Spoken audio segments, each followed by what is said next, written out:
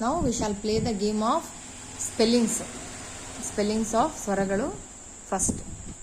If you know the ಸ್ವರಗಳು, ವ್ಯಂಜನಗಳು, spellings and ಬಳ್ಳಿಗಳು, then only you can write the names of any person in English. Okay? Okay. Now start. A, A, I, E, U, O, U, Good. R, U, Continue. A, E, I, E, Wrong. Repeat. I. AI, O, O,